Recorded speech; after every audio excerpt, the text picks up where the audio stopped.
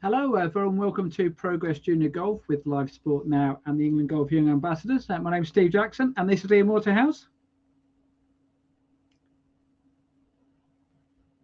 Now I can see Ian, and I can see him waving his arms around, but I can't hear him. So this could be a very short podcast if we can't actually hear what Ian's talking about. But anyway, let's hopefully we get his sound back at some stage. So right now, this podcast is all about junior golf. It's about the next generation of golfers. It's about getting more boys and girls playing the game of golf. This is the 26th Progress Junior Golf podcast, and it's the last one of 2022. Ian waving his arms around, still can't hear him, but there you go. So I'm here. Oh, there he is. You can talk. Hello. Happy Christmas.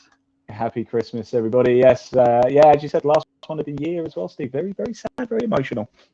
Absolutely, yes. But we managed to make it all the way through the year. So hold back the tears of the emotion of making it all the way through the year, but we've got a big subject to talk about, one which is very important, particularly over the next few weeks and months or so, because we're going to be talking about winter golf for junior golf. Obviously, it's a subject whereby, what do you do the next few months or so? Winter. Exactly.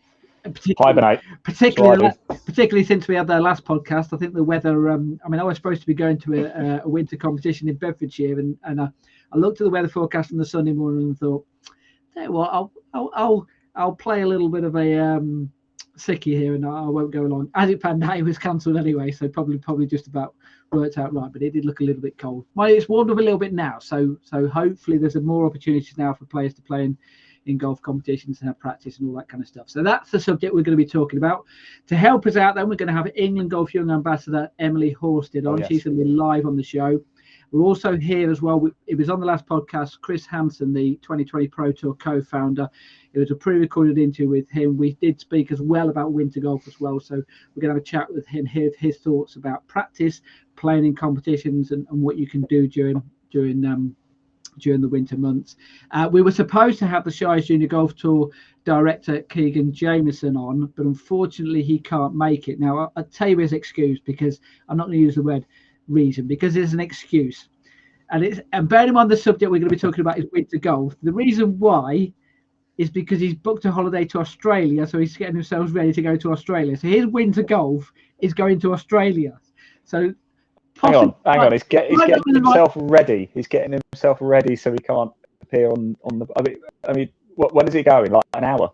Well, I don't know. He said he's having a Christmas meal this evening. I think he's getting everything. Which he's done in the next few days or so done now, kind of thing. So I'll let him off, kind of thing. But bear in mind, we're supposed to be talking about winter golf and what you do in cold weather. Going to Australia is not the answer. Well, hey, look, if you can do it, go and do it, kind of thing, over the winter months. I know there's a few friends of mine, I'm sure you'll be the same, professionals who go over to Abu Dhabi in the UAE and go and practice over the winter months and make the most of the sun. But obviously we can't all do that, so we're going to have to talk about playing in the less warm conditions, shall we say. So big subject. Can we say that as well? Do get comments in below. Tell us your experience from a junior golf level if you're a parent and you've got kids, taking them out in the middle of winter, or if you are a junior or just a general golfer, tell us, do you go out and play golf in the winter? We can see the comments.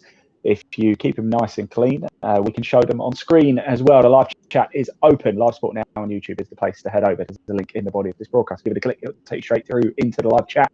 Comment, we can show it on screen. There you go. So get on the keyboards and go. Absolutely. Right. First things first, and let's get the junior golf news then. As you can appreciate, something I've said on a few occasions in recent weeks, not too many competitions to talk about. So we're going to be talking about some of the things the news which has happened. First of all, we'll start off then. England Golf, the national boys squad, they've announced their new lead coach. Stephen Orr is going to be replacing Rob Watts, voted England Golf Coach of the Year in 2015. He's been based at Rustington Golf Club. I think that might be near you, down in Sussex. I don't know how far away. I don't know. I don't know the club, actually. I'll be honest. Sussex isn't a million miles away, but yeah, it's. I don't know. There's one or two clubs down there, isn't there? So, and Watts hasn't gone completely. He's now taken over the men's setup. I think that happened in September. So obviously both of them involved with that. Now, staying with selections, big competition coming up next year. It's the Walker Cup. 49th Walker Cup. The RNA have announced a squad of 19 players who are going to be in contention for selection for that match. So that's the GB and Ireland boys against the USA boys competition. It takes place at St Andrews. It's on the old course, September the 2nd and the 3rd, and basically it marks 100 years since the match was first played at the home of golf. So that's really important. Big year. Yeah, absolutely. Now they've announced the squad, so there are 8 teenagers in this squad. Very interesting selection. I'll go to the players who the teenagers then. So a couple from Scotland, Conor Graham and Callum Scott. These are names which if people who follow this podcast regularly mention because they do really well, win lots of competitions. So couple of Scottish teenagers. I think Connor's the youngest in the whole squad. He's 16 years of age, so there's a talent to watch out for. And 6 English teenagers. So we've got Josh Berry, Harley Smith, Dylan Shaw Radford, Frank Kennedy, Josh Hill, and also Tyler Weaver. We had Max Weaver on a little while ago. That's his younger brother Tyler. So congratulations to the Weaver family. Now the interesting bit of the selection is so those are all the younger ones. I mean, let me tell you, the oldest player is 41. Then the next oldest is 29. So it's certainly not an old squad, but it's very interesting the fact that the players who are over the age of 20 are not necessarily from England. So I don't know whether this is the thing whereby the junior golfers in England seem to develop a little bit better, or perhaps they get more notice, get the opportunity to play more competitions. Opened a can of worms here, Steve. You've opened a can of worms. I don't know. You tell me. I mean, look, the other 10 players, 3 of them are from England. So Barclay Brown, Aaron Edwards Hill, and John Goff. So 3 fantastic players who've done really well in recent years. Yeah. But 2 Welsh players, both 21 years old, James Ashfield and Archer Davis. And in particular in Ireland, I don't know if they develop a little bit later in Ireland or not, but you've got Archie Davis, Mark Power, Liam Nolan, Robert Murran, Hugh Foley, Matthew McLean and Peter O'Keefe, and all of those are over the age of 21, whereas the vast majority of the English players are under the age of 18. So it is fascinating how that has worked out. I don't know why. Perhaps it's, that's what happens when you have Guinness for breakfast, isn't it? Slows you down. Could well be. I mean, to be fair, if you look at the professional game, the likes of Shane Lowry, he developed at a later age. Even Podrick Harrington, it took him a little while before he really hit it, at a professional side of things. So perhaps it might be a thing whereby in countries like that, whereby you have to develop, you have to get yourself to a certain standard, and then it does take a little bit longer because perhaps you're not playing in many competitions. Obviously, they're going to have to. Some of the bigger competitions are over on this side of the REC. So I don't know. I just found it fascinating that the fact that the age was different in the different countries. You mentioned anyway. John Goff there as well, though, Steve. Just remember that name, everybody. John Goff, you probably already know it. And Dylan Shaw Radford as well. We mentioned him a lot. And of course, the Weavers, as we know very, very well, weaving their way to the top of the. Very good. I've been thinking about that for the last couple of minutes. Oh dear. Well, a little advice within. Next time, keep it in your head. Don't let it out. You'll be pleased to know, everybody, I won't be on for much longer. Right, stay with team selection then. This is definitely for juniors. I mentioned lots of juniors playing in that Walker Cup squad. It's also massive for competition next year. We've got the Solheim Cup. Sorry, we have got the Solheim Cup. We've also got the Ryder Cup, but we've got the Junior Ryder Cup as well. And the Junior Ryder Cup will be for boys and girls. 6 boys and 6 girls are going to be selected for that match. That takes place on September the 26th to the 28th over in Italy. And they've announced the captain, and it's someone who we've mentioned on this podcast on many occasions as well, someone who puts a lot of work into junior golf. Stephen Gallagher, of course, a former Ryder Cup player, former Ryder Cup winner, does a lot of work with junior golf north of the border. So he's going to be the team captain. He's going to be the one who's going to be selecting the players, like I say, 6 boys, 6 girls, game between Europe and the USA over in Italy. They play at Golf National in Rome and the Makani Simone Golf Club, which I think is actually the venue for. I might be wrong. Is that the actual venue for the Ryder Cup? I'm not certain actually. Comment below if you know. Yes, that's it. Yeah, please let us know. That needs to be live streamed as well. That, by the way, the Junior Ryder Cup, doesn't it? So there you go. Anybody who are at home watching, give me a call. Yes, absolutely. Yeah, and if you need any photos taken, I'm more than happy to come over, kind of thing. So yeah. Right. Just finally, a couple of other stories. One which took place over in America. I think I might have found my favourite young golfer in the world. Last year it was a young lad called Charlie Woods. He's been overtaken though. Did you want to get in that bandwagon, Steve? I'll get you that bandwagon. No, the PNC Championship, you're well aware of the PNC Championships, Yeah. where it's like family event whereby some of the top players in the world, both male and female, play the opportunity to play with family members. Some of them play with their dads, some of them play with their sons, some of them play with their daughters.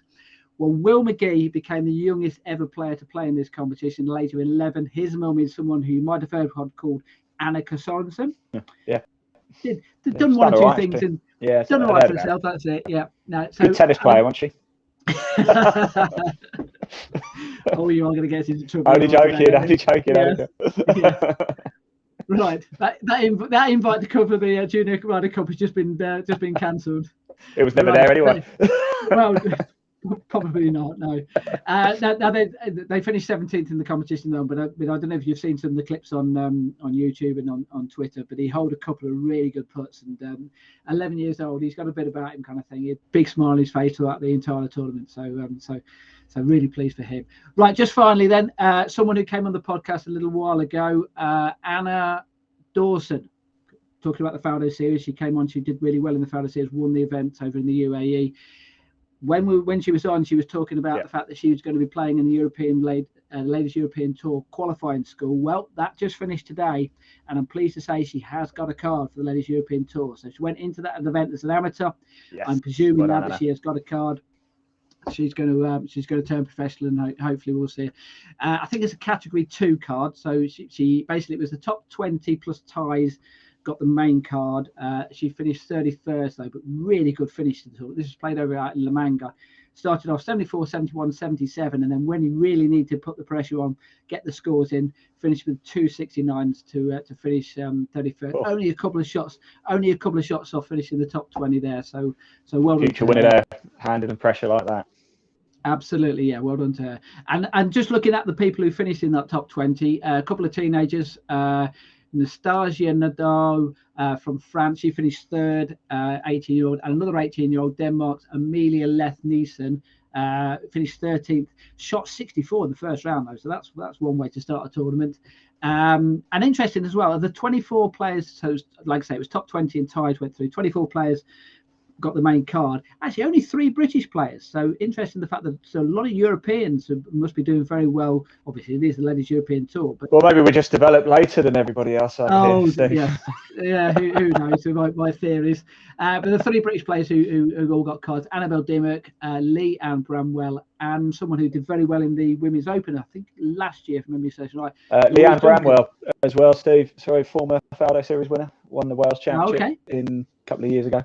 Very good player is Leanne, by the way. Very good player. Yeah, and a dad, Jason, lovely bloke too. Good. Well, and Louise Duncan was the other one who qualified as well. So well done to all those players. Well done to anyone who's made it onto the Ladies European Tour, and best of luck next year playing in that.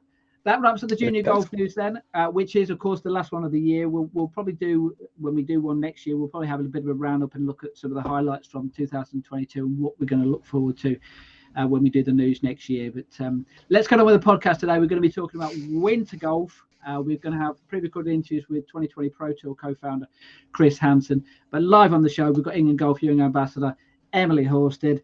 So let's get Emily. I'm going to disappear and bring a proper guest in. That's good. Let's get someone intelligent on. Yes. We've got someone intelligent on at last. How are you, Emily? Are you okay? I'm all good. How are you? I'm okay. Right. So we're going to be talking about winter golf then. So first of all, off air just beforehand, I just mentioned to you, do you play winter golf? And you've said that you've got a competition coming up in this weekend. Is that correct? Yes. So we got a Christmas Stapleford going on tomorrow, so should be pretty good. But yeah, I'm a little bit hardcore when it comes to winter golf and just play most of the year round, really. And you were saying as well, you even had a lesson earlier today. So has that been? We mentioned to Ian a little bit earlier. The weather's not been great the last couple of weeks or so. Have you even been doing that during when it's been really cold, or have you just kind of held off a little bit? No, held off a little bit, but yeah, had a lesson earlier and had a whole session on the range afterwards, which went really well. But yeah, last week or so has been very, very cold. But yeah, it's a little bit of a mix because you want to go net balls on the range, but you want to layer up, but you can't because you can't swing. So it's kind of all those dilemmas. But yeah, still trying to get out and do as much as I can. Right, let's hear from Chris Hanson. And he's a professional golfer, played on the DP World Tour. He's the ProTour, so the 2020 ProTour co-founder. I had a chat with him a couple of weeks ago about winter golf, and asked him why is it important then that youngsters need to practice at this time of the year. Let's hear from Chris. Really important time in junior golf, isn't it, in terms of development and enjoying it for the next year, because it's a long period. It could be 4 or 5 months, couldn't it, of pretty horrible weather. And I think they do need to keep going, don't they? I think it's hard.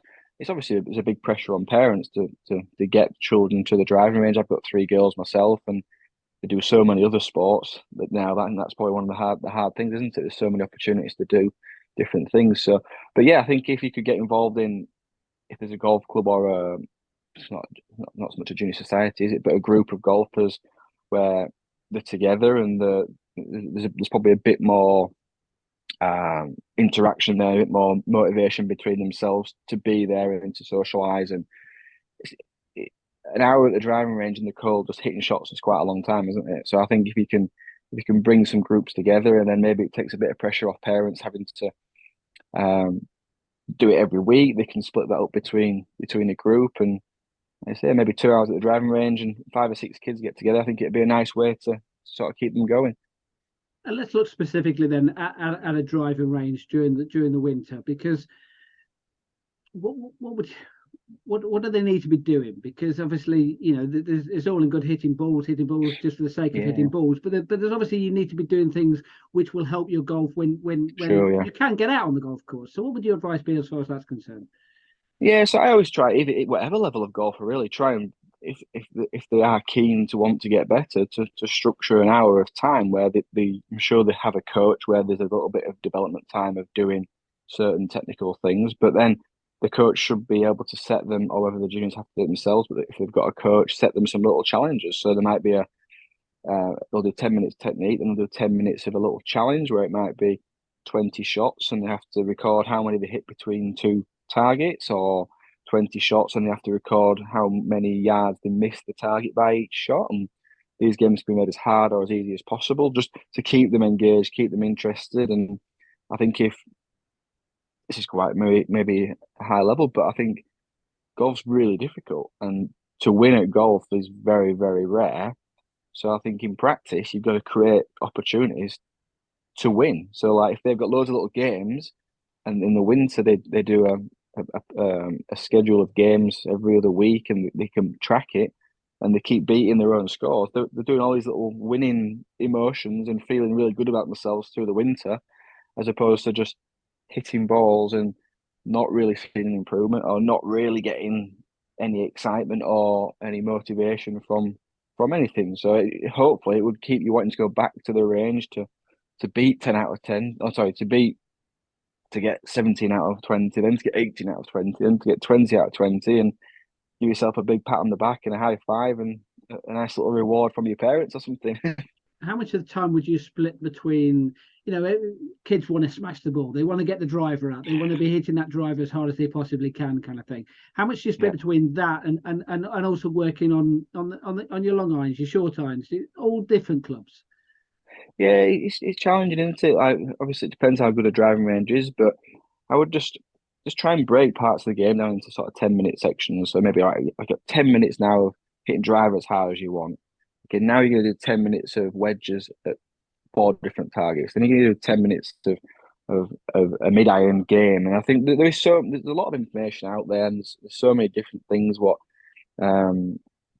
kids have access to now. They might have access, like I think obviously there's probably a big cost element to it, but these top tracer driving ranges now, there must be so much more engaging for children to be able to see the ball go a certain number on the screen, and especially for distance, they're trying to beat the best scores, or how many times can you land it 100 yards out of 10 shots. And practice has got a lot easier, hasn't it? But then the access to that might not be. So again, it's down to the cost of things, isn't it? Golf's still not that cheap, really, I don't think.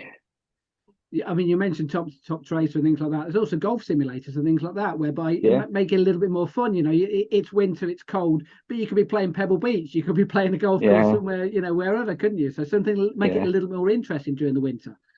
Yeah, you can play like the fairgrounds, can't you, and hitting the targets on the screens and things now. So yeah, it's good. So that's obviously Chris talking about not just practice over the winter, but talking about practice drills in general. But obviously we're talking about winter golf.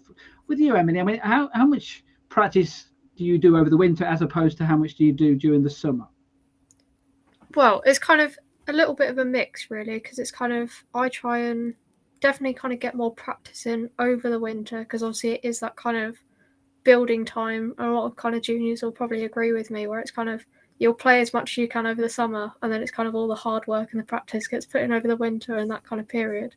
But yeah, like he says, kind of with the top tracer range and that kind of stuff, I'm lucky enough where I can go somewhere like that, and I've got one near me, and it's kind of, it is a lot more engaging for the juniors, but also on the practice side of it, it is brilliant to use, of just using the tools that are on it and working through parts of your game. And I suppose motivation is a big part of it is cold, getting up in the morning, trying to go down there and knowing that, you can have a few layers on. That interest of making it a little bit more exciting as well, the practice, that's important, isn't it?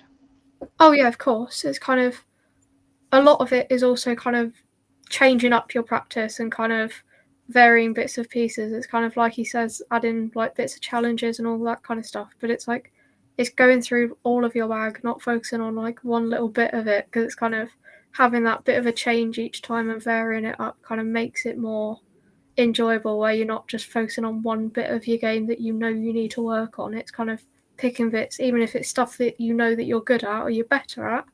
It's kind of, it makes it a bit more encouraging, I suppose, to make you want to carry on throughout the winter, even if it is cold.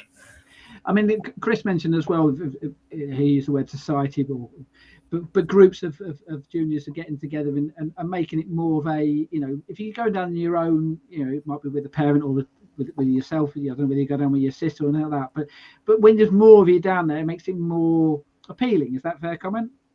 Yeah, definitely. It's kind of a lot. It's kind of, yeah, I'll try, whether I do obviously go down with my sister and we have a bit of a knock and a bit of a practice and a little bit of sibling rivalry and all that while we're having a bit of a practice is always a little bit of fun. Yeah, I mean, we will talk more about competitive golf during the winter months, but even on the practice range, Chris mentioned there about trying to make it a little bit competitive there as well. Is that something you do as well? Yeah, definitely. There's always that bit of sibling rivalry added wherever we can. But yeah, it's kind of that little bit of a competitive edge. It's kind of, one makes the kind of practice a little bit more engaging and a bit more fun for both of us, but it kind of pushes each other a little bit to work on what we're doing even more. Okay, let's hear back from Chris then, because we did mention competitive golf. Obviously, competitive golf during the winter can be very different from competitive golf during the summer months. So let's just hear about what you can take out of playing golf during the winter. Let's hear from Chris. I don't think you can take a lot from it personally. I have this conversation with quite a few lessons now, and they'll complain that the putting's bad or they're not doing, the chipping's difficult. And I don't think people really appreciate how difficult winter golf is. I think everyone's got in their head, oh, it's shorter, it should be easier, but it's colder, the ball doesn't go anywhere near as far. It's wet, the ball doesn't go anywhere near as far. Chipping becomes really, really difficult off mud.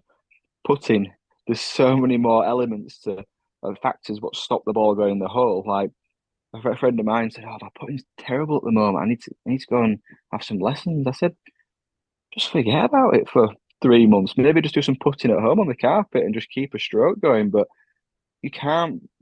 I know we all expect probably more than what we should at golf, but a 3-foot putt is not as easy as it is 6 months ago. So I think you've got to play golf, haven't you? You've got to get the reps, and you've still got to be walking, you've still got to be playing different shots and lies, and you've got to just take it for what it is and try and just try and enjoy it the best you can. I was in Spain yesterday, and it was a lot different to being in England. The greens were the weather had been wet on the night, but the greens were still nice. The grass was still nice. We've got it really tough in the UK, unless you may be on the West Coast or something. And playing some dry links golf courses. The other thing as well, which I was thinking of as well, is that you mentioned about putting and chipping and not being easy and things like that. Inevitably as well, golfers are out there wearing three or four layers of clothing to keep themselves warm, whereby it's more difficult to hit a golf ball when you've obviously got so many different layers on, kind of thing. So like you say, but it's still important to go out there and at least try and take something out of it, to try and remind yourself how to swing a golf club, those types of things which you can still learn even by, and also there is still a little bit of competitive element to it as well. You're right. I think obviously that's why I think it's important at a driving range that you are there is some competitive edge to that against your friends or against yourself. And obviously, like with your friends, maybe if two juniors were going out and playing around the golf, yes, there's a score to be kept after 9 holes, but maybe every hole they do an up and down challenge, and if they keep a record out of every hole who's won the chipping comp every hole, or maybe you play 9 holes and say you've had 45 shots, you actually go through those 45 shots and go, right, well, how many of those shots were actually good shots? Yeah, so they might have finished 30 feet away from the hole, 50 feet away from the, but did I actually hit a really nice strike? It went down the target and it was a bit long, because people just judge it over, it's 50 foot away, I've hit a bad shot, but you might just hit the wrong club, might you? Or the weather might have had a really big impact on it, but can you get some confidence from around the golf and take away the actual golf score from that? We're in, let's say, April, so the season, the traditional US Masters starts. That's usually what you'd say is the start of the golf season. So you're in April and you're a junior golfer. So let's say you haven't played for 6 months. Yeah. What do you do? I mean, how do you? I mean, for a start, you might have grown 3 or 4 inches. So some of your golf clubs might be the wrong size for you. You haven't hit a shot for months. So how do you get yourself back into the swing of things? Pardon the pun. When you get to, so you're hitting the ground running to the start of the golf season. There's not much you can do other than just get back out there and play as much as possible. I think my winters as a golfer were never massively a long period, but you always still blame yourself on a bit of rustiness that you'd not been playing. So I think probably it is. I don't think we are, as golfers, we really ever lose the ability to hit it. We always hit it quite similar, but I think that's where if you don't do anything competitive in the winter, whether it's chipping comp, whether it's you against your friend at the driving range, if you're not competitive for a long period of time, I think it's really difficult to stand on the first tee and go, oh, this feels different now. But if you've continuously had that little bit of pressure, with 2 juniors, 10 balls each on the range, who hits the most out of 10 between 2 flags, loser, 10 press-ups. Yeah, and there's a bit of an element of that last shot means something a lot more often than 2 juniors who just go to the driving range and hit 100 balls in half an hour and leave. I would like to think those other 2 would be more prepared on the first tee in April without playing competitive golf. So we are talking about competitive golf during the winter months. You mentioned, Emily, that you're going to be playing in a competition tomorrow. But so what's the format tomorrow? Is it a fun competition? Is it a more competitive one? How is it going to work? I think it's a bit more of a fun competition tomorrow, obviously coming up to Christmas. But yeah, I think it's a Stapleford tomorrow, so it's not going to be too bad. We're not kind of medal play when it's kind of everything's still a little bit wet. Yeah. So how much, that was the question I've first put to Chris, how much do you take out of when you're playing golf during the winter months? Is it just getting out there? Is that just what you take from it? Or do you actually take anything from, like what Chris mentioned there, whether you hit a good shot or not? It's kind of a bit of both, really, because I'm one of those where I will just kind of nitpick it quite a bit with my game especially. But it's kind of, I'm working on trying not to take anything from it. Or like if I do take anything, it's just like the positive bits out of it, because it's kind of, you're not going to play as well in the winter. You got like 3 layers on, you can't swing, and it's kind of the ground's wet through. But it's just kind of, I'm trying to get into that mindset now of not really thinking about it too much, to a point where it's kind of, you're just analysing stuff over the winter, because there's not really a lot you can do. And presumably none of the competitions you play over the winter are handicap qualified, so at least that's not going to get affected by it. No. Which obviously is a big bonus, because there are people out there who might be fearful of doing that over the winter months, in the sense that it might affect their handicap if they start playing in those types of competitions. I was going to say, there are kind of a few people where they just go, I'm not playing over the winter, because it's kind of, if my handicap then just starts going up and all those kind of bits and pieces. But it's kind of, you will find either a lot of the competitions are like non-qualifiers, or they're kind of more fun comps kind of stuff, just to get people out there over the winter, so they're still interacting with other people and getting out on the course and doing bits and pieces, rather than just not playing at all. Now, obviously, you remember at 2 golf clubs, both of them very good golf clubs. But what about things like winter greens and things like that? Do you, because that inevitably has to happen on occasions, is that something whereby you just accept it and go, well, there's not a great deal I can do about that, or there's a bit of a frustration, the fact that you can't practice your putting as you would hope to? It's a lot more of accepting it, because it's kind of one, whether you're on the normal green or not, it's kind of, it's going to be wet, and it's not going to be in the greatest condition anyway, just because it's the winter, it happens. But it's a lot more of accepting it, because if you're on those winter greens, they're protecting the normal greens for them actually to be better when you get to the summer, when you're actually playing properly. Yeah.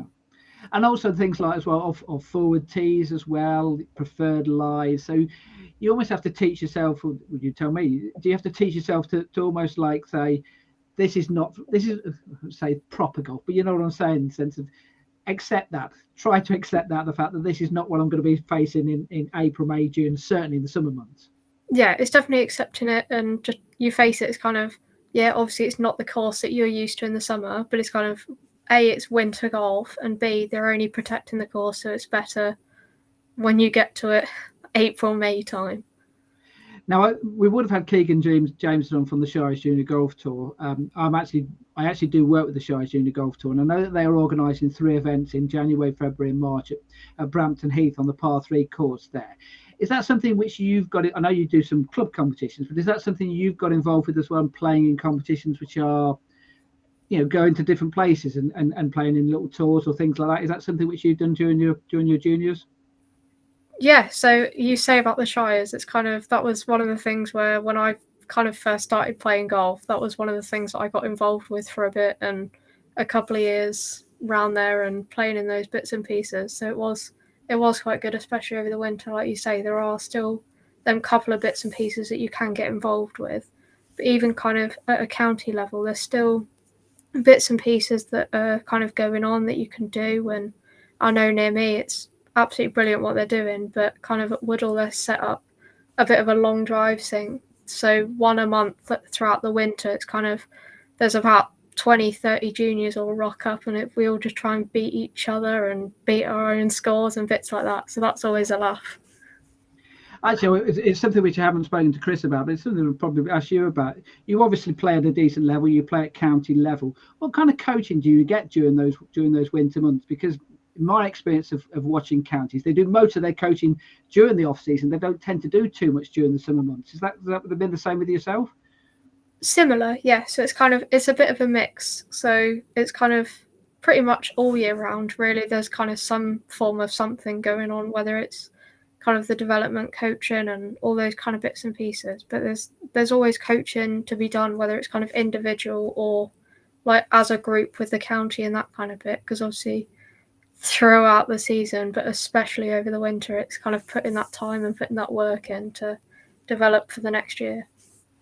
And also, this is something which I mentioned to Chris, the fact that, over the winter months, if you don't play, whether you play or not, you grow, and it might be a case of, that might be a period whereby you need to find out whether you've got the right golf clubs for the following season, kind of thing. Is that something which you've had to been aware of as you've been growing up, in the sense that that's really the time where you don't want to be changing your golf clubs mid-season, for example? You want to be trying to sort that out during the winter months and get yourselves used to new clubs. Is that something you've had to deal with?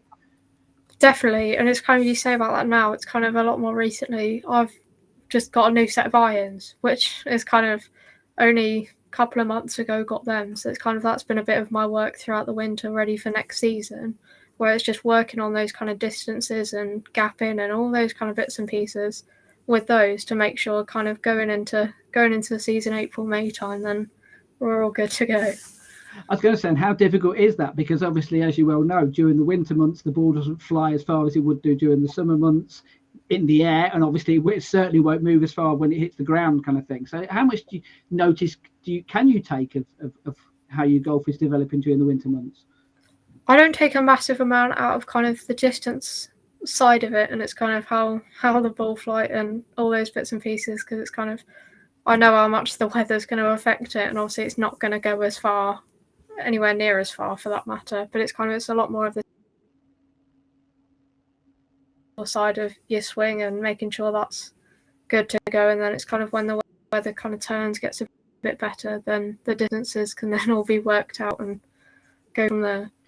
Right, I'm going to bring Chris back in again here. We've obviously spoken about how much you've admitted it yourself. You're a bit of a golf freak. You play a lot of golf even during the winter months. There are people out there who play a lot during the summer and need a break. So just a question I put to Chris was, how important is it to get the balance between playing golf and also resting during the winter months? This is what Chris had to say. I think it's a very individual thing. And I want to really give you an example from my personal experience as a professional. So I remember another player with the same coach, so I knew a little bit about this other player. He would come back from a tournament and he wouldn't play for 2 weeks. His clubs would go in the locker and he'd just go about day-to-day life with his kids and stuff. Whereas I came home and I felt guilty if I didn't practice because I thought I wasn't getting better. And I found it really hard to take that time off. So I think it is a personal thing. And I think maybe, like you say, juniors at a young age, I don't know. I think the sooner the parent or the junior knows how their child reacts to a lot of golf, maybe that's probably the best way just through experience to find out. But I think it's a tough one, isn't it? I think it's maybe they've just got to have a balance, haven't they? I don't know. There's a lot of stuff going on for kids, and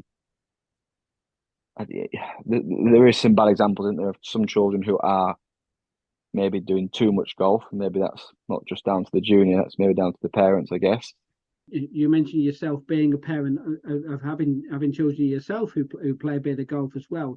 So how much of an emphasis is it on yourself to encourage, but at the same time let them be the ones who come to you and say, I'd like to play some golf? This sounds really crazy, but my kids have not really played golf until a couple of times in the last 6 months, and I've played golf all my life. My kids are 3 girls who are football and cricket. So it'd be interesting for me this year to answer that question in a year's time, because I've just moved to a golf club and I'm starting to develop the junior section there now.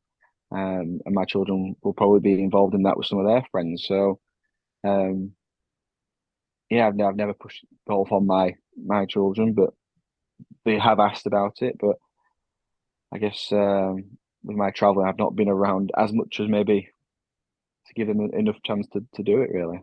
You mentioned when we did the previous podcast and we were talking about college golf, how you had not been pushed by your parents. So is that something which you can learn from yourself with in the same thing? Yeah, I would like to think so. I think whether I've learned from it or I've just maybe, I don't know, I think I've maybe just copied my parents. Like two of my girls are really into the football, and I just love watching them do it. Like I'd love them to be good at it.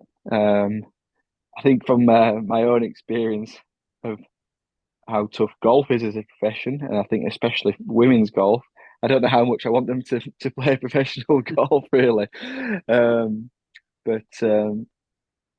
Yeah. Actually, just on that point about the fact that your daughters play different sports, and we're obviously talking about winter golf here, but how important is it that, I mean, during this period they might well be playing football, they might well be playing rugby, they might well be doing athletics, they might be doing other sports during this period of time. So even if they're not playing golf during the winter months, there are still things, they're still keeping themselves active, and that surely can only benefit their golf when it comes to the golf season. Yeah, I think so. I think there's so many different skills from other sports what can help other sports, and not just physical skills, but like say behavior and attitude, and like the bits they take from team sport, the bits they take from individual sport, and different coaches and learning. I think but I just want my children to play sport. I think for kids, they're going to have some computer time, some iPad time and things, but it keeps them active. It keeps them away from that and they love it. Like, we're not forced it upon them. They love socializing. They love being active.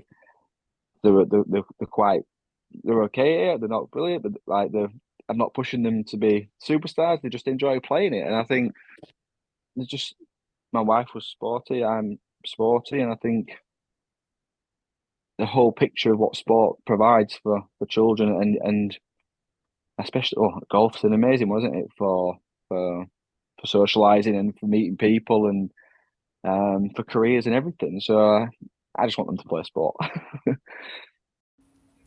So obviously that's Chris talking about his daughters and then playing different sports. We'll cover quite a few of the different subjects. Is that something you do as well, though, Emily? Do you play different sports as well?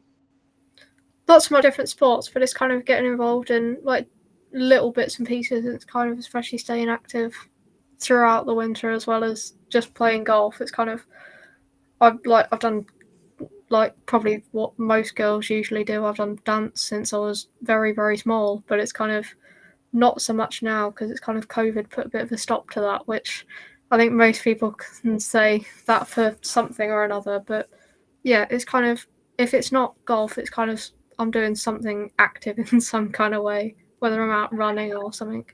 And how important is that to have different interests during the winter months? You know that your golf is your golf season. You know that realistically, from April onwards, you're going to be playing a lot of golf. You're probably concentrating more on that than any others.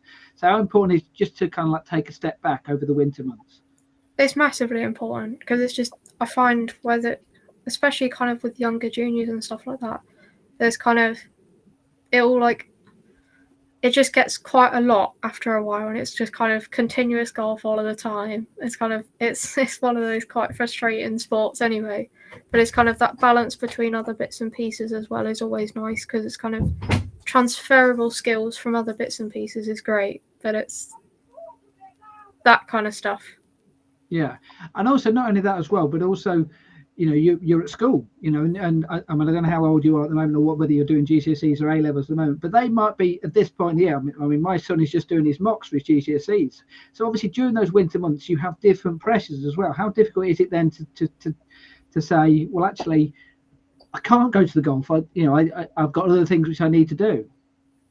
Yeah, it's kind of, I mean, I'm 18 now, so I'm kind of just topping out the end of juniors and finished A levels and all that kind of stuff. So it's kind of, school's not too much of a problem now, but it's kind of, especially when I was younger and a couple of years back with GCSEs, A levels and all that kind of stuff, I actually found it was the other way around, where golf was kind of my outlet for all of the bits and pieces for school, because it's kind of, God knows how much revision you try and cram in, and then it's just gone, fine, I'm having an hour, I'm going to go and hit some balls, and just that's a little bit of a... So it's almost a flip around whereby you can use golf to actually help your education. Yeah. Now, we've obviously talking about rest and also that, have you had any injuries whereby and obviously during the winter months, in theory, you probably should be more susceptible for injuries because obviously it's colder conditions. Is there been points whereby you thought, actually, this is not going to do me any good physically to go out and play golf, even just a little bit of practice? Not so much very recently, but it's kind of little bits where it's kind of just hand injuries and stuff like that, where it's kind of, it's not put a stop to it full stop, but it's kind of like, because I'm a little bit just power through it and I'll still get some practice in, but it's kind of, it turned into, rather than proper all out practice, it turned into like little bits of chipping and putting with one hand and all that kind of stuff, and little bits kind of, it didn't put a stop to it altogether, but it was kind of adapting my practice and what I did, so it probably wasn't as much, but it's kind of, it was still worthwhile doing. I'm just thinking as well is obviously during the winter months, I think Milton you're okay because you've obviously got, it's not a range as such, but obviously if you went to somewhere like Pytchley Golf Course whereby you've actually got mats and hard mats, and obviously hitting that can do you more damage than if you're just hitting off the grass kind of thing, can't it? Definitely. It's kind of catching it a little bit fat or bits like that definitely hurts, I'm not gonna lie, but it's kind of, with those mats and bits like that, it's definitely interesting, and like we said earlier, I wouldn't take it I wouldn't take it as gospel how you're actually hitting the ball and bits like that, because you know it's not going to be quite right. And that applies as well on the golf course. You know, we've all hit a fat shot or thinned it or whatever, and it's gone straight down your spine, hasn't it? It's gone up your arm because it just hurts, doesn't it? You know, and it happens less so in the summer, but obviously during the winter when you feel everything kind of thing. And where does the motivation? It's a word I've used earlier, but where's the motivation come from when you have that and you think, well, why am I putting myself through this? It's a little bit a thin shot when your hands are freezing cold. It's not always an enjoyable feeling, but it's a lot of the motivation behind kind of all the stuff I still do over the winter comes a lot from just, it's kind of, I know if I put the work in now, then it's going to be a little bit more worthwhile, and going into the kind of the actual golfing season, then I've carried my swing on throughout the winter, even if it has been cold. So it's not too bad. Then you're not going into the summer and you're just gone, I've not swung a bat in God knows how long. What's going to actually happen? Right, now obviously we're going to talk a little bit more about what happens over the coming months as we get closer to the golf season. Let's just hear finally though from Chris Hanson, because one thing, he set up the 2020 Pro Tour. He's the co-founder of that. Just wanted to get his thoughts on how did that all start, and also his plans for this season as far as juniors is concerned, because he's doing more involved with that. So let's hear just finally from Chris.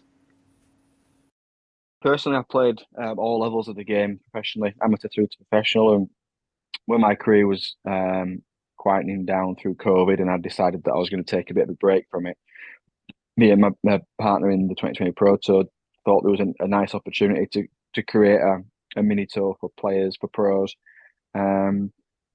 because there needing more playing opportunities, and it's just kind of developed from initially being a pro and then being an elite amateur tour to now a tour experience section where any handicapped golfer can play. And then we've done numerous sort of junior events as well to try and give them that same kind of pro tour experience. And it's grown for 3 years now, and we're going into the 4th season next year. You mentioned the junior experience there. So what would a junior get if there's a junior watching this and thinking, actually, that's something I'd like to be a part of? How would that go about doing that then? Yeah, so last year I think we had 3 junior events in the calendar. So for example, the 2020 Pro Tour would have run a pro event, roughly probably 50 professionals playing. The tour experience played after, which was 6 to 28 handicaps playing a Stableford. But at those events, we had a junior event prior to the pros going out. So we had an hour of tee times of juniors, all abilities, playing in this event. So we had the TV cameras there. Ian obviously filming the juniors, filming them teeing off with the first tee starter and all the signage and a cameraman, and obviously the pros then mingling around and sort of being part of all the same experience. And the idea was then for them to maybe meet players and stay around and watch the pros a little bit. And I think there was 3 sections. I think we had about maybe 15 playing. So hopefully that will grow and just provide them. There's a lot of kids out there who want to be pros or feel like a pro, and it might scare them off and it might make them more keen. You don't know, do you? Anyone watching this, how can they get involved? What's the website? How do they get in touch with you? Yeah, so 2020protour.co.uk. So all information will be coming out in the new year. The schedule's on there for the pro events, but then once some junior events would be launched, they will start to go onto there and through the social media channels of 2020 Pro Tour. I'm doing a really big junior open. We've got some nice plans in place at Longley Park in Huddersfield this year. It's the 25th of June. So Ian's filming that for us. So we're going to do a mini tour experience with a junior open within Yorkshire. So hopefully that's going to be a really big event. We're at a 9-hole course there, and the club have got behind all my ideas to boost the junior membership, and we've gone from 11 juniors to 28 juniors in the last 3 weeks. So it's since I've started, and it's hopefully gonna progress nicely, and we'll do a big event in the summer. So that's obviously Chris talking about the schedule on the 2020 Pro Tour, which involves junior competitions. Obviously, myself at the moment with the Shires Junior Golf Tour, I'm trying to sort out venues for next year about the schedule and trying to get dates and all that kind of thing involved. As a junior golfer, when do you start looking at your calendar for the summer? Presumably during the winter. Yeah, it's kind of there is quite a lot to juggle, whether it's kind of club events or county and all kinds of other bits and pieces that you can get involved in. So it's a bit of juggling it all and working out what's happening on what day, especially over the summer. But yeah, it's a lot of work over the winter. I've just gone, right, all of this is going on, and then it's just planning for the rest of the year. And when so obviously that it does start a little bit now, but presumably for a start you don't know what the weather's going to be like in February, March, and April. You don't know what the weather's going to be like in the summer. So how much can you be a little bit flexible about your planning for the year? You've always got to be flexible. It's weather in England, and it's a little bit of juggling all kinds of stuff. But yeah, it's kind of put in the diary kind of as much golf as you possibly can with us, and it's just. Then it's kind of, if it gets to it and the weather's bad, then it's kind of, there's always a little bit of kind of moving bits around and working around it. And even if it's still going up to the club and having a bit of a practice ready for whatever the next competition is, then it's worthwhile doing. And how do you work your practice and over the next 3 months gearing towards that? So let's say, at the moment, do you know realistically when's going to be your first competition of the year? Probably not off the top of my head, but it's then going through like all the club diaries, and then you get all the kind of stuff from the county organisers coming through and bits like that. And then it's just you work out what's coming up, whether it's club, county, whatever's going on, whatever level you play at. It's then just working when your next competition is, and just if you do any prep towards that, then fine. If not, it's just kind of your general practice and bits like that. So let's say, for example, you've got a pretty good idea when the county championship is going to be, for example. So you know that's going to be, I think it's normally in mid-May. So how far would you start even thinking about that? So would you start thinking, okay, May, March? Would you even go, let's say, for example, during the winter months, if you know that it's going to be played a particular course over the winter, would you even go and try and play that course just to have a look at it? Or would you use the winter in that regard? Not massively, no. In fairness, not kind of over the winter, because it's how much the course will change from playing it in the winter to then middle of May when it's kind of pristine and kind of as it should be, I suppose. It's kind of I don't really tend to with those kind of bigger comps at county level, I don't really think about it that far in advance, really. Kind of a bit of practice, and there's a lot of golf leading up to it anyway. Yeah. What about county matches? Because there are warm-up matches that they have before the start of the season. They tend to take place probably late March, early April, and things like that. How much do you try and get yourself ready for those events? And how much are you aware of the fact that they're almost like trials for the main county events in the season? Yeah. I suppose I'm not one of those where it's like, oh, I've got a match coming up. Oh, there's a massive competition coming up. Just dial in all the practice, get ready for it. Because it's kind of throughout the winter, I'll still like keep in and still kind of go out and play bits as much as I can. So it's not so much, oh, I've got this coming up, I need to get ready. It's kind of, I suppose it sounds a bit weird, but it's not really getting ready, it's just staying ready most of the year, I suppose. Because it's just, although I'm not one of those, oh, it's got cold, I'm just not going to do anything. It's kind of still throughout the winter, I'll play as much as I can. To then it's kind of you go into next season ready rather than having to put a load of prep in for it. So just give us an idea then. So someone's watching this now, they're thinking to themselves, what am I going to do over the next 3 months or so? So what's your schedule, if you like, then for January, February, March? What would you be doing? How much practice? How many would you play in any competitions? What would it be over the next 3 months?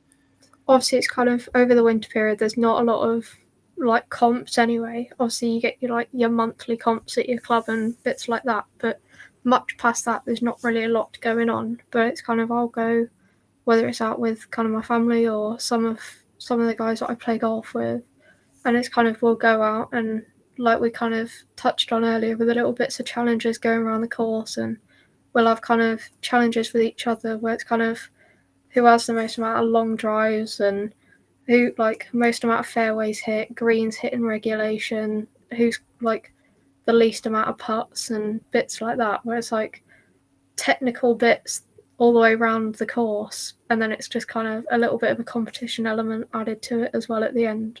So it's kind of, there's bits like that more than anything else. And what about the rules have just changed? They're going to be new rules are coming in. They're not massive changes, it has to be said, at the start of the year. Is that something whereby you can even do a little bit of research over the winter months of trying to work those types of things out? Obviously, there's some massive rule changes a few years ago, which people needed to work out, and obviously changing with the handicap system as well, which people needed to figure out. Is that something which you look at over the winter as well, things which are away from the golf course? Yeah, there's little bits, similar things to that, where it's kind of stuff that's obviously tied in with the golf course, but obviously not necessarily going out and playing. There's bits looking at stuff like that, but it's kind of a lot of bits and pieces that I do, where it's like volunteering and stuff like that, and helping get other people involved. And kind of, I know that I still play golf most of the winter anyway, so it's kind of little fun competitions and taking some of the other juniors out and getting some of them still enjoying it throughout the winter. So it's not necessarily me playing all of the time, but it's kind of getting some of the others involved and making sure they're still enjoying it and still getting involved, so they're still playing when it comes to the next season. And actually, when you were on the podcast previously, we were talking about your volunteering work with the Blind Golf Championship. Is that the volunteering work? Is that something you do during the winter months as well? Is that something which you can actually get involved with? There's always stuff that you can get involved with. It's kind of, the volunteering doesn't stop, and it's kind of those bits and pieces. Not so much with like the championships and helping out at competitions and stuff like that, but it's kind of even at a kind of local level at your club and bits like that. You can always kind of go and help and go and kind of encourage some of the other juniors that probably don't get out and play as much or things like that, or they don't have their kind of golfing parents, if you will, that play as well as they do, that will bring them up to the club all the time. So it's kind of encouraging some of those. Not, you probably don't even realise you're doing it, but it's kind of getting some of them, kind of the younger people out playing is always a good thing to get them enjoying it. And obviously you are an England Golf Young Ambassador as well. So how much work with that do you do during the off season? There's, well, a bit of a mix. It's kind of, obviously we're lucky with the Young Ambassadors where we can help out at all kinds of events and bits like that, but it's kind of, a lot of the volunteering I do is not necessarily Young Ambassadors related, but it all helps as well. And it's just kind of, yeah, like I said, at that kind of club level or at the county or whatever, with kind of the younger people at other clubs and stuff like that, where it's kind of still getting them involved, because it's just, it all helps with building that kind of junior golf not system, but yeah, kind of that kind of thing going on, and just getting more young people enjoying it and getting them involved in as much as they can. And obviously coming on podcasts like this as well, you get the opportunity to do things like this as well. There obviously, for people who aren't aware, the England Golf Ambassadors, there's going to be some new ones coming in, I think, in the new year. I don't know exactly, you might be able to give us a bit of a time scale of what you know as far as that's concerned. But how exciting is that, the fact that, you know, when you get into that new year, you're going to start meeting a few, you know, new people and working with them? Definitely. So it's very exciting, because I'm pretty sure we've just had a few of the newer ones join us. I think it was just a couple of weeks ago. So a lot of the new ones, we had the kind of introduction call with them all. So we were all on that and kind of introductions and meeting some of them. But yeah, come the new year, we'll actually get to meet a lot of them properly and kind of actually have proper introductions rather than just on a screen. But yeah, it's very exciting, and exciting for junior golf as well, that we're going to have more young people that are kind of getting involved in this kind of stuff and wanting to make a difference. And obviously, with the last podcast we did, or one of the recent podcasts we did, was on college golf in the US as well. Is that something which you're looking to do as well? Is that something you're preparing yourself for? Not for me personally. It's kind of, no. I'm all right, and obviously play golf at a county level, but that's never something I've really looked at with those kind of bits and pieces. If I'm going down a career in golf, then I've kind of looked at either the coaching and the teaching side of it and making a bit of a difference that way, or going down the kind of development side of it, whether that's with England Golf or whatever, because I think I'm more about the kind of making a difference more and getting more people involved and kind of developing the game than developing my own game, really. Yeah. All right. Look, I really appreciate you coming on the show and obviously talking about winter golf. One thing I have to say as well is I hope your dad's all right. He was supposed to come on a podcast a couple of podcasts ago, but he wasn't feeling very well. So I hope he's feeling a lot better now. Yes, he's all right. He's all right. Did he pass it on to you? That's the important thing. Did you? No, we didn't. I knew nothing about that. So it's kind of, that'll be a discussion for later. Right. Okay. Look, I really appreciate you coming on the podcast. I think Brilliant. Yeah, well, I think we're gonna get you on another podcast in the new year talking about one of another subjects as well. So obviously we're going to be covering lots of different subjects with all the young ambassadors. You know, some advice as well for anyone out there. If there are any subjects within junior golf which you think that we should be covering on the podcast, please get in touch because we'd love to cover them. If there's any guests out there who'd love to come on and chat about any subject, then we're more than happy to discuss them. If Ian comes back in, we can obviously just wrap up with Ian then, because it's been a pretty good year as far as the podcast is concerned, and we have covered a lot of subjects already this year, haven't we, Ian? Still can't hear Ian, which we've got away with that, haven't we? So we're okay. So right. So that wraps up the podcast for this evening. We've obviously been talking about winter golf for juniors. It wraps up the podcast for 2022 as well. Lots to cover though next year. So big thank you to Chris Hanson from the 2020 Pro Tour for his interview. Big thanks to all the guests who've come on this year. Thanks very much, Emily, for coming on. And if we can hear from Ian finally. Yeah, you can. You should be able to hear me now. Right. So obviously, thanks very much as well to Ian. Like I mentioned, we've covered a lot of subjects this year, haven't we? But a lot more to cover over the weeks and months ahead, isn't there? Yeah, 26 podcasts done this year. Can you believe that? We will be publishing how many people have watched over the course of the year as well. And again, as we always say, do check out Progress Junior Golf wherever you're watching this. There is a link in the body of this broadcast. Give it a click. It takes you straight through to that. Yes. Man's website there. Do check it out. And of course, don't forget you can watch live golf in 2023 with us at Live Sport now. No doubt, Emily, I'll be seeing you out on the course again at some point as well. Definitely. Right, that wraps it up for this year then. So thanks very much for everyone for watching. Hope everyone has a great Christmas and a new year, and we will speak to you in 2023. See you then. Bye-bye, everyone.